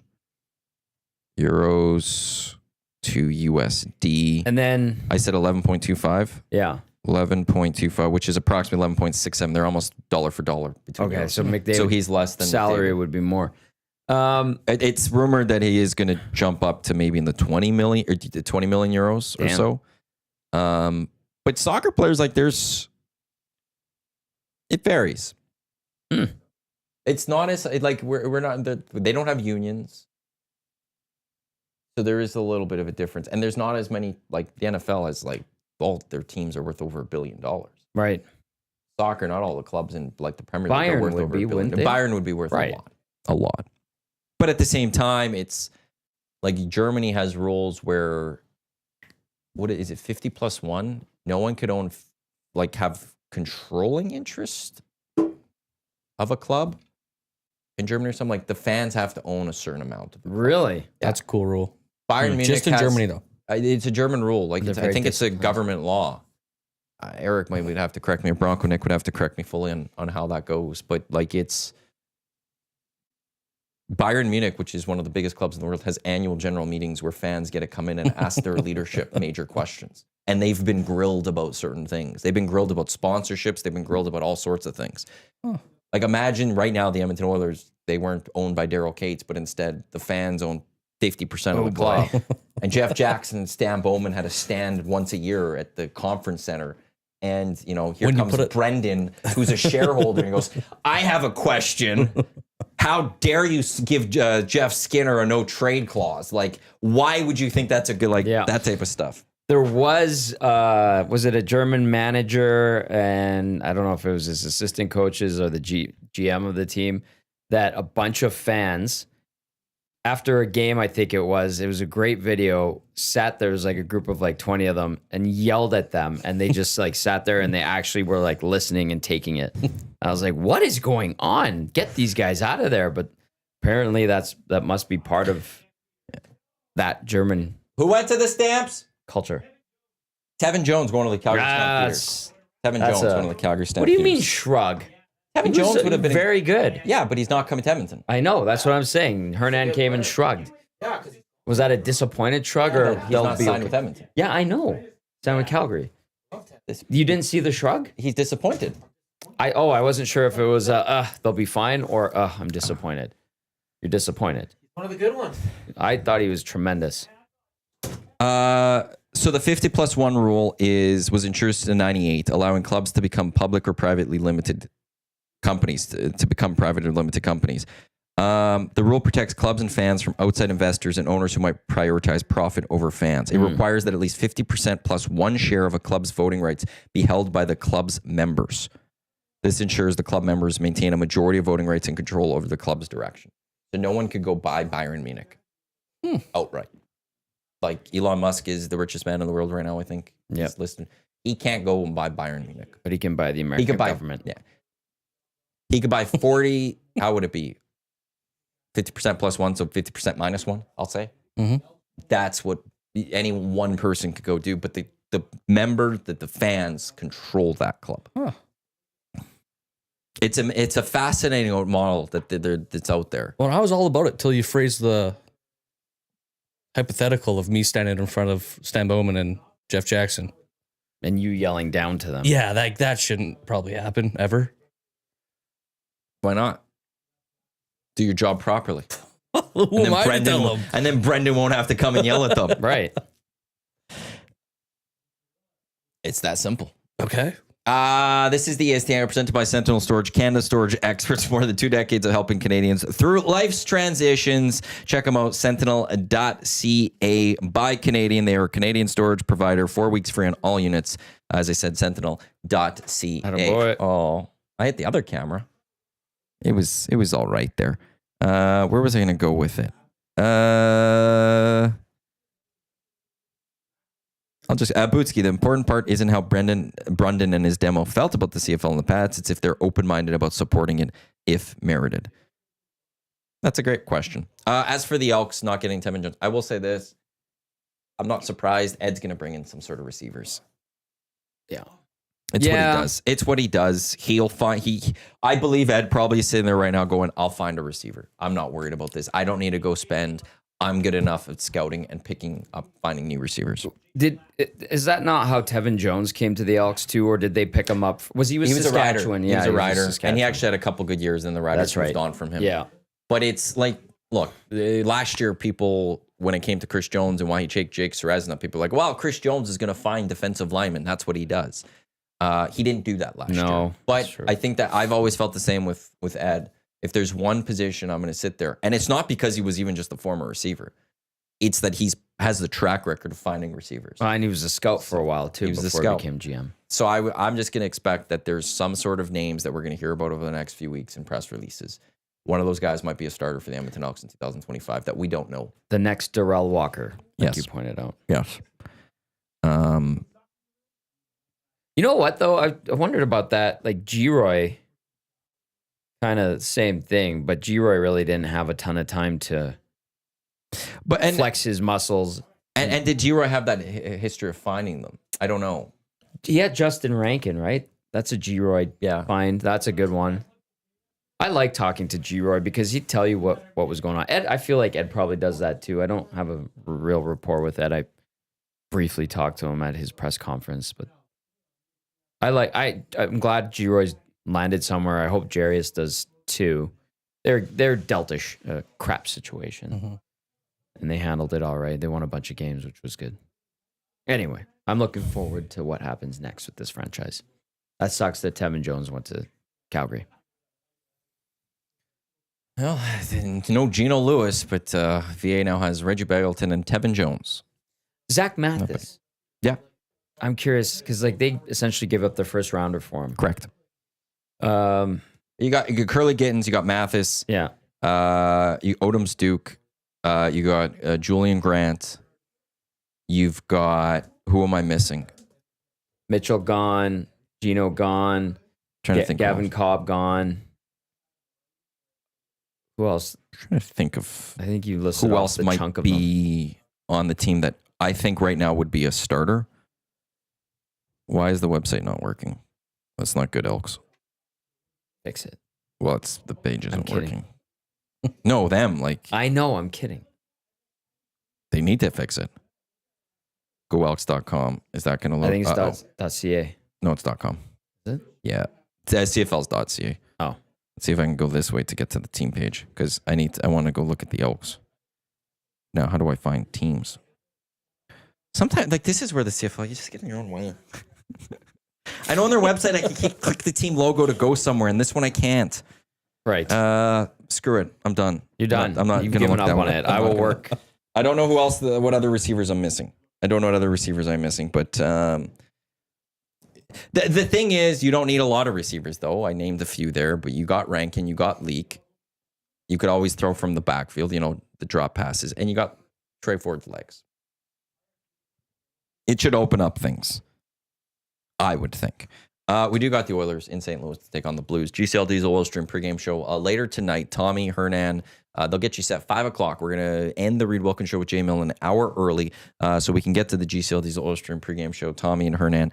Having you covered the third last game for the Edmonton Oilers before the Four Nations break. Chicago tomorrow and then Colorado Avalanche in town on Friday, which should be an interesting battle.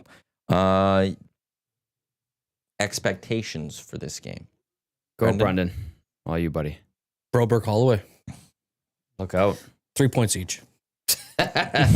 What if that happens? City's going to burn down. Yeah. Is what's going to happen. Your post game is going to be on fire. I'll do the Rock. Bring it on.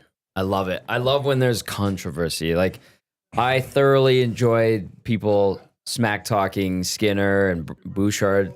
I countered as much as I could. I got called a Skinner apologist. I don't care. We had a great debate. That's the fun of the post-game show. So if Broberg and Holloway torch the Oilers for 6 points tonight, let's talk about it. Let's have fun. Let's get nuts. Yeah, no, that's it. Yep.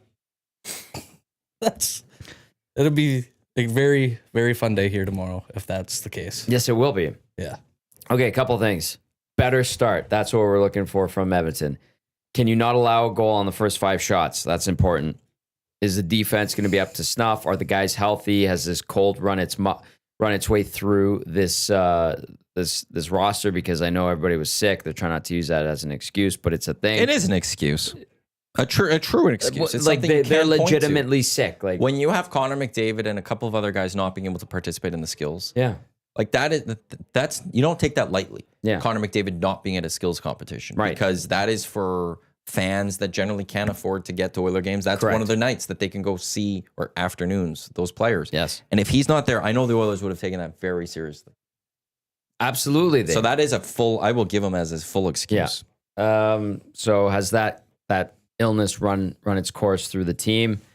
Can they, wind down this portion of the schedule with a couple of wins? They have 3 good opportunities. I know Colorado is regrouping after the big trade, after giving away a key piece. And I don't know what the Avs are on, like when we see them on Friday. I have no idea what the Colorado Avalanche are with Marty Necas instead of Mikko Ren. And I feel like that creates a hole, even though Necas fills some of it.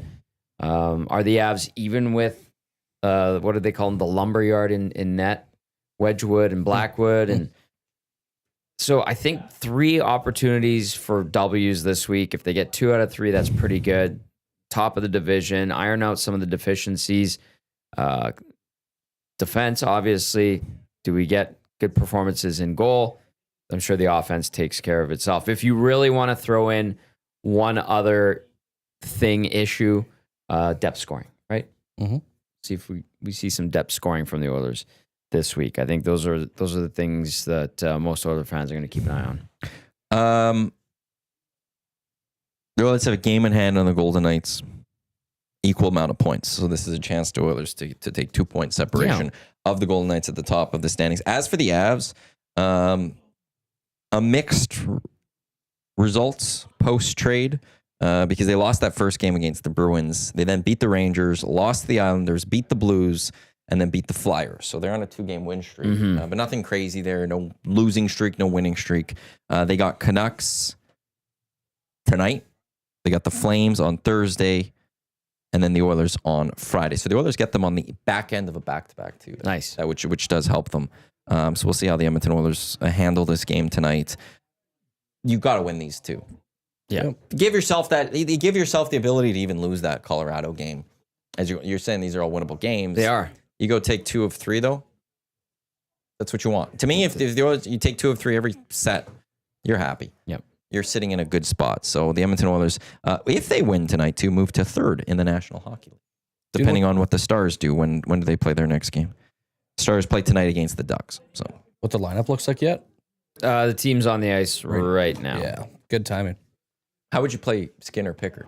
Who gets tonight? Who gets tomorrow? I'd go Skinner tonight, Pickard tomorrow, Skinner Friday. Yep. I'd agree.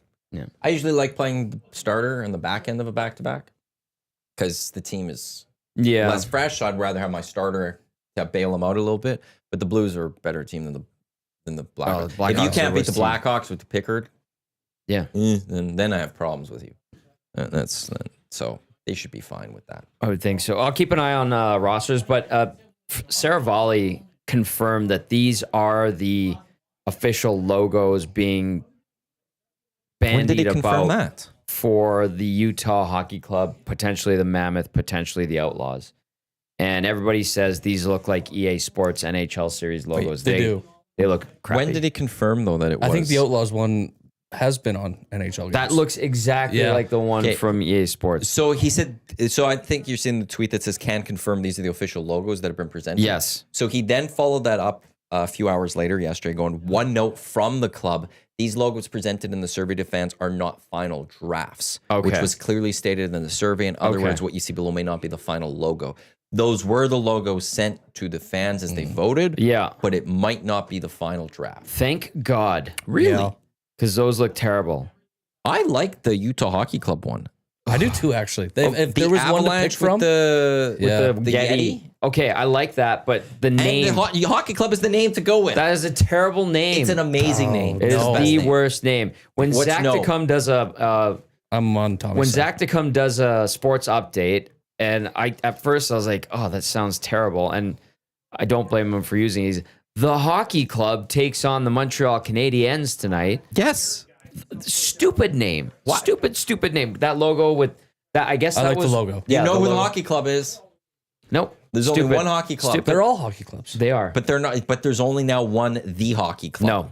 There's only No, one. no. Technically, sure, but I can't stand it. It's It's the awful. arrogance of it. It's brilliance. That's Awful. why it should be the Washington football team. It should have been the Edmonton Football Club.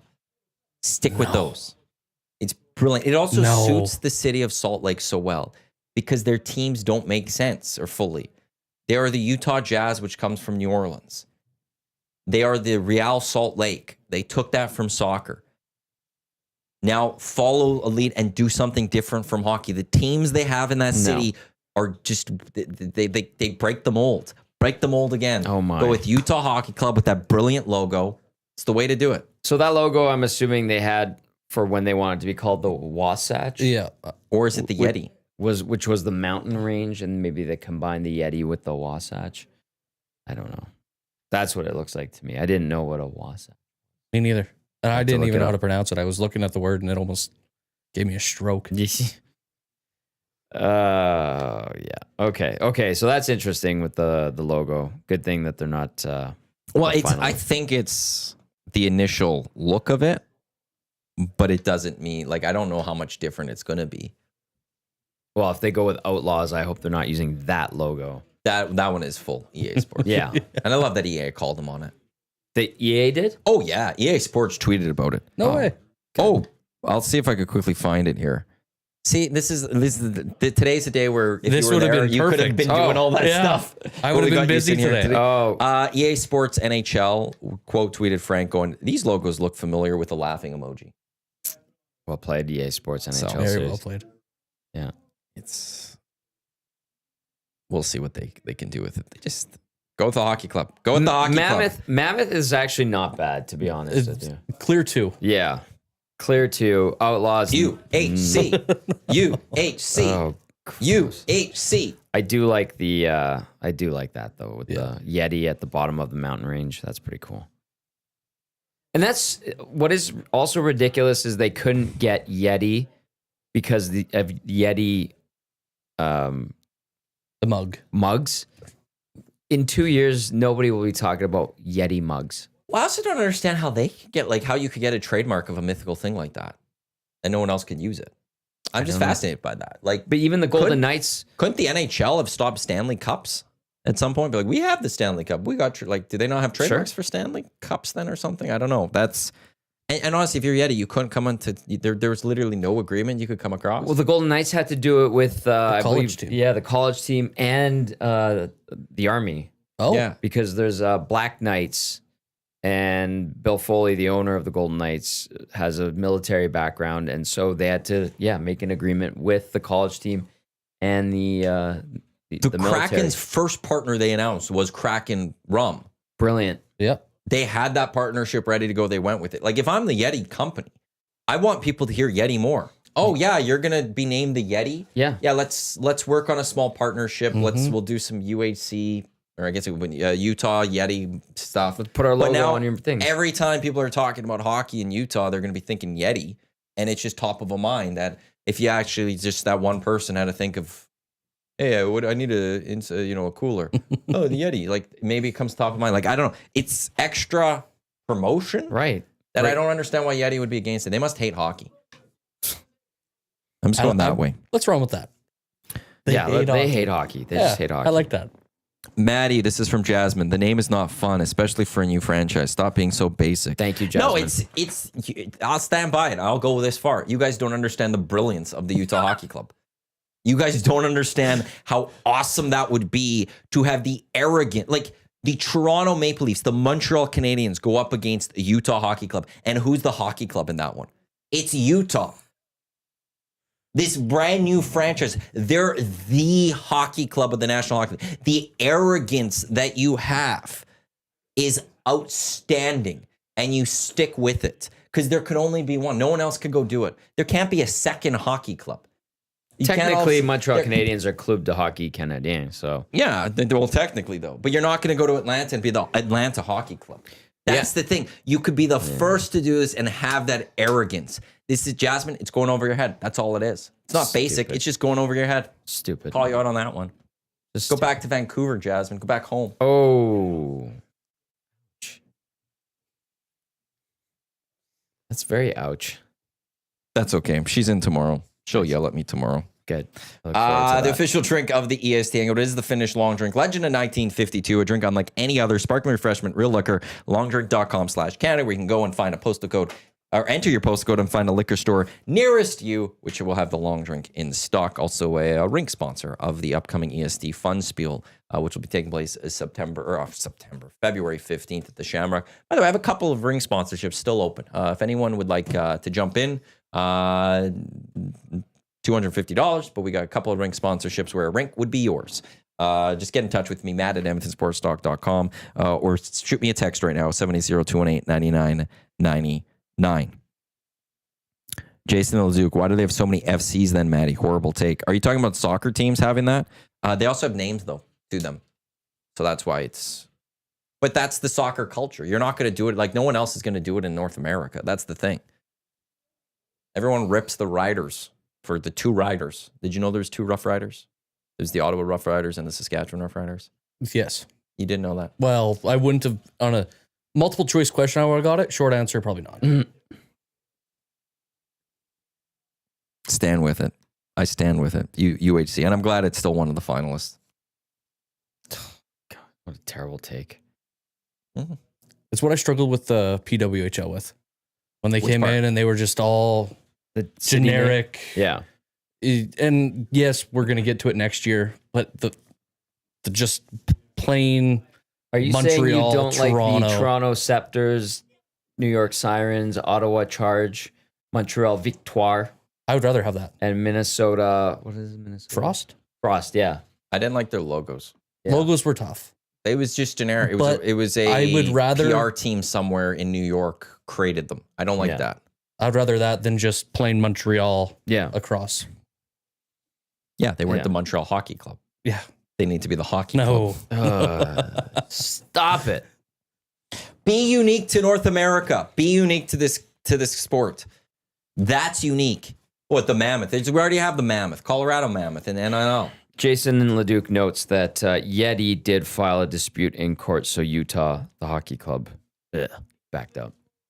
Yeah, which again, why just come to an Work with agreement them. for one, two, yeah, and Yeah. two. How did they own Yeti then? I like this text. It's a mythical creature. I don't recognize the hockey club as a name. Tommy, probably. Well said. I'll stand by that. Well played. What do you got? Just following up on more of seeing what else is coming with the CFL. Ice Cube adds Go Boston Fleet. Great logo. That of all the logos in the PWHL, I really like because it is like a sideways Whalers logo, Mhm. which is clever. Oh, Dominic Rhymes had an agreement in principle with the Calgary Stampeders as well, according to Dan Ralph. He's good. I think he's closer to the end, though. Yeah. Yeah. He torched the Elks So- a couple of years ago. I actually think he had a big game against them once this year too, maybe. Not surprising. But it's I could just see the decline there. But as an option, because what about Calgary? Have Reggie Begelton, they bring in Tevin Jones. Markin Michelle, is he still there? Or no, I think he's still there. No, I thought he was hit the market. Okay. He's been around for a while. He's been around. Yeah. Who's the guy that is coming off of another injury, significant injury? It's like back-to-back years with key injuries, Don't who they I'm a have big Philpott? fan of. They've got the Jalen Philpott, Yeah. who actually, he had a good year last year. He's not Tyson, but he had a much better year. Yeah. So they would have him. Who's the other one I'm thinking of? There's one receiver who, is it Henry? Malik Henry? I think I'm thinking of Malik Henry. Yeah, Malik Henry. He's battled a couple of significant injuries, but if he can get back healthy, he's a good player. So there's some decent receivers out in Calgary. Mm-hmm. I'm just surprised they didn't ultimately get Gino to go with VA. They were just so tight. Perhaps. Better for Edmonton. Yep. I agree. I don't care that HC is basic AF. It is basic AF. Yeah, you guys don't understand the brilliance of it. That's okay. Wrong. You want to talk about anything today, Brennan? No. Oh, just Actually, hang out. Have I fun. did have... No, there was a question that I meant to get to. Which? That this was a while ago. This was from Big Maple. Okay. And I think I remember it correctly. He wanted to ask Brendan 2 questions. First was, who's your favorite baseball team? Which was the Braves. Yep. But then your top 3 baseball players. Which favorite baseball players or just and he did, if I recall, it was like past or present or something like that. Top 3 players of all time? Sure. Oh, We'll go with that. I'll put you on the spot a little bit with that. If you wanted, you could even just let's narrow it. Let's go of the Braves. Well, all time, I'm bias Willie Mays, Braves. Never obviously got to see him play or anything, but just the aura around him. Same thing with Babe Ruth, and current day, I think Mike Trout has got to be there. Doesn't get the respect he deserves. Yeah, and it sucks he's been injured. Because he's, best player I've ever got to watch until Shohei. And I think, let's see what he does off his second Tommy John and throw him in there. Apparently might pitch by May. Wow. Really? Is Bryce Harper a punk? Technically. Yeah. I think so. I like Bryce Harper. I do too, but he's a punk. Yeah. He's got that attitude to him. Yeah. 100%. He's a great ball player. Perfect for Philly. Yeah. Very true. He's a Philly. Yep. Like not like he legit is a Philly, but like he fits. He fits the mold. Yeah. Fits that city and everything about it.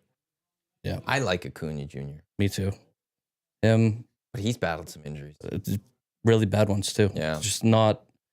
It's kind of the Braves in the last couple of years. Freed's gone now, but he was banged up for a while. Strider out his first. Did he make his first start? I don't even remember. Might have been in spring training, but right at the beginning of the year, he was down. Albies can't stay healthy. If he's healthy, it seems like Riley's out. It's a terrible mess. Behind the plate, they have depth everywhere. They have studs everywhere, but yeah. There was a stat at some point during the Braves season last year I saw, then this would have been like August, September. I saw it. It was like the Braves had their opening lineup, I think, like 3 times all year. Yeah. They like had it for like 3 games. But then there was always some sort of injury or some player, this player's gone or this player's gone, this player. And they couldn't they just had like 3 straight games where the opening day lineup was able to be all those players, like not same orders, but same players in that spring training countdown. Would you guys care to guess when spring training opens? I was just going to say, when do pitchers and catchers report? I have a web, springtrainingcountdown.com. How many days? 14? I'm going to give it like 3 weeks. 4 days, 11 hours, 18 minutes, 50 Wow. seconds. This has been revised to reflect the Cubs announcement of pitchers and catchers reporting February 9th. Oh. Notably earlier than most teams due to their unique situation of opening the regular season in Tokyo against the Dodgers on March 16th. I hate that about baseball. Yeah. You play regular season games. You start March 18th regular, and then those teams come back and still play preseason baseball. Mm-hmm. That makes no sense to me. I know. That just doesn't, it's messed up. That part I don't fully understand. But 4 days, 11 hours, 18 minutes till the first pitchers and catchers reporting in Major League Baseball. just never ends. And then, if you go F1 countdown's got it. Like, that's got to be happening really soon. So what is the next? Because we've got testing. Australia is only 39 days away from the race. F1 countdown to testing. We've got F1 testing in 21 days, Feb 26th. So things are starting to happen. We've got next Friday is the launch of Scotties. We've got the curling going. Mm-hmm. We have Super Bowl this weekend. We've got the end of the West Coast swing coming up, I think this weekend with the Waste Management, the WM Phoenix Open this weekend. And they start heading out east it's Genesis. It goes WM, then it goes Genesis, which will take place at Torrey Pines this year because of the fires in LA. What else do we got? We got the Four Nations. The spring sports are starting to now kick up. The launch of the spring sports starting to kick up. The hibernation is over. Yeah. Kind of nice. While we're in a deep freeze for the next week. Once Super Bowl's over, we start. It's not that cold. Stop it. It is freezing. No. Yeah, Like tomorrow's minus 20, but then Thursday, Friday, Saturday, Sunday, it's like anywhere between like minus 12 and minus 15. Look at as the a high. temperature. Brendan, please read that. Yeah, Yeah. today it is. It But is it's not- currently minus 25. Feels like minus 31 it's low. not cold, But Matthew. you know what I'm saying? For like the long term. Like minus 10, minus 11, Yeah, the minus next couple 12. days. Once we get That's to the not next a couple deep days. freeze. That's just, it's cold. We're not in a deep freeze for a number of weeks here. We We're are in a- right now. Sure, right now, for the next couple of days, we're in a deep freeze. The rest of this time, we're not staying in a deep freeze for the next 2 weeks. We're just cold. Spring's almost over anyways. Or here, not over. It's almost here. Sounds like a guy that's going on vacation soon. And actually, it's coming up there. But it's going to be, like, before you know it, it's going to be beautiful weather. It's going to be like 0. It's going to be 1. We're going to watch the snow melt. That And just literally fingers happened crossed. last week. Yeah, it's going to happen again before you know it. And then March is going to be here, and we're going to be good. We're going to be laughing. We're going to be like, look at this. What a great, we got through winter. It's now springtime. What a great time to be alive. You being positive is odd, but I like it. Well, you got to keep that positive thinking with the weather. Like, we're not getting the 2 weeks deep freeze. We're getting like 3 or 4 days here of deep freeze. Then it warms up, and then we go back to a deep freeze like a month later. Now this is like almost the last deep freeze. I'll call that right now. We won't have 3 straight days of minus 20s as our daytime high until fall. Wasn't yesterday Groundhog Day or like Sunday? Sunday. How did we do? Actually, I don't know. How did our Canadian rodent do? Canada. Who is our groundhog?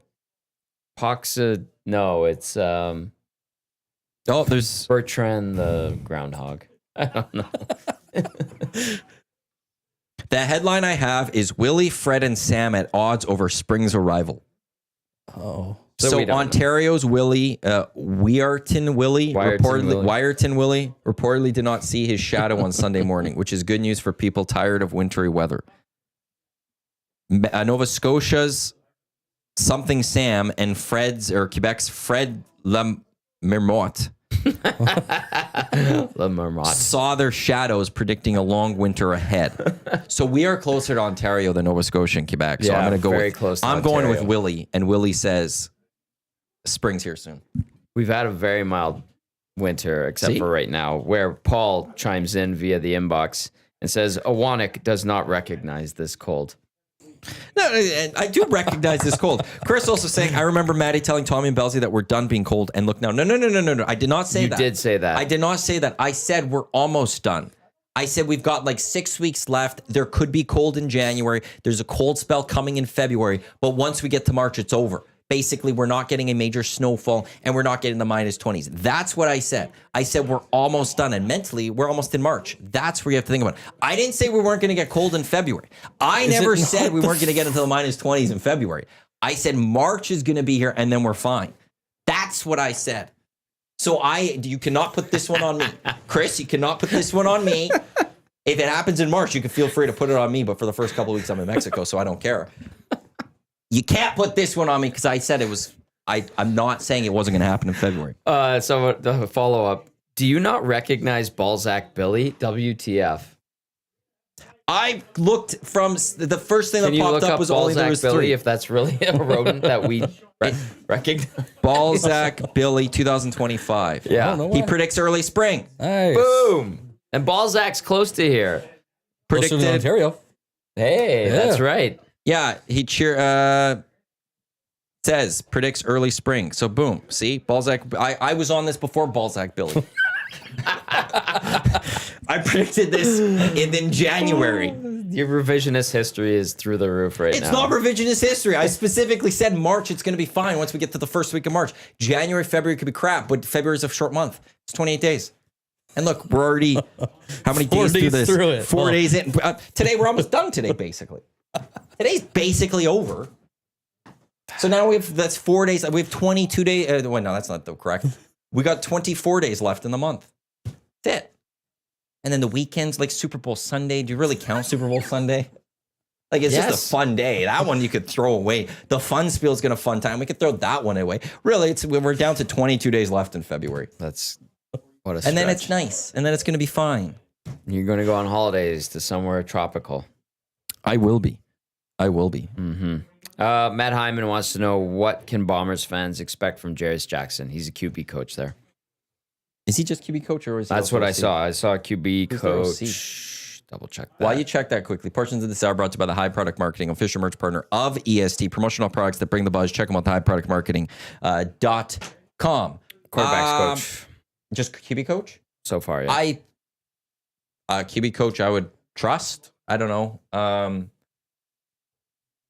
It's hard to judge QBs in a sense. I will say this. I don't know what he thought of Trey. Trey is a better quarterback at the end of last season than when he first started. Yeah. When he first was drafted. Jarius was the QB coach, so there's got to be some credit given to Jarius in that sense. He reluctantly played him.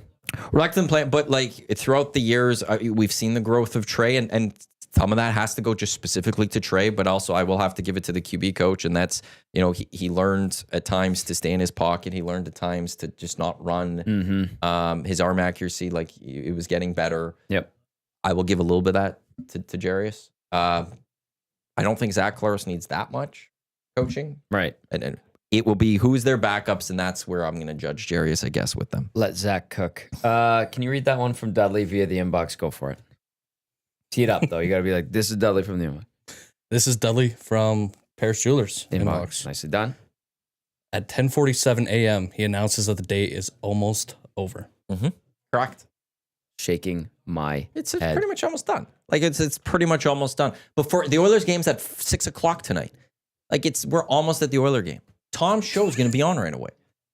My favorite part of the whole rant was, again, February 4th. We are pretty much in March. We're pretty much there. I get a kick out of that. I like that. If you You know what? mentally- Actually, it's almost July too. Yeah. Well, let's not get carried away. Then summer's almost over. We don't want that. Mentally, we want to be thinking positive. So basically, it's March. When does summer start? June. June 20th, 21st, 22nd, depends on the year. Yeah. So we're July's good. almost the end of So summer. it's almost July, I guess. Hey? Well, for some of us, Not a math show. I liked how we. for some of Got us, that out of the way early. he said that. I didn't. It will carries over. Yeah, I don't recognize I got to start working on the mathematics. golf tournament. So for in my mind, my mind's going to be in July right away. I'm So super excited for the golf. Pagnato wants to come back, by the way. okay, well, we'll have to. I got to figure out how that show's how everything's gonna play out, anyways. Well, you better get on it because it's almost July. That's I'm gonna have to work on that. Don't worry. Yeah. Oh, I'm not worried. Just like it's You're very diligent. 6:00 basically. Totally. Well, and the hangout's gone like that. The morning show's gone like that. We've done 5 hours of programming already. Yes, we did. Yes, we did. We only got 6 more hours left until the GCLT's Oilstream pregame show.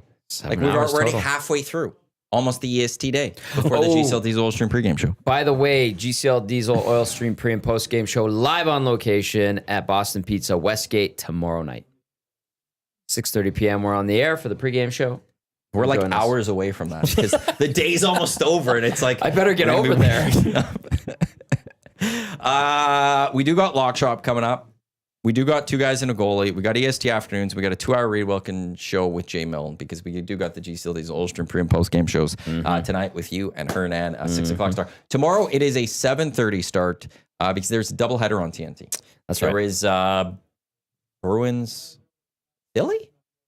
Something like that. There's a game at 5 o'clock on TNT. The Oilers and Blackhawks are a little later start. So Chicago, they get the 8:30 start, which probably stinks on a Wednesday. We get a 7:30 start. But we'll be at BP Westgate. It's going to be a great time.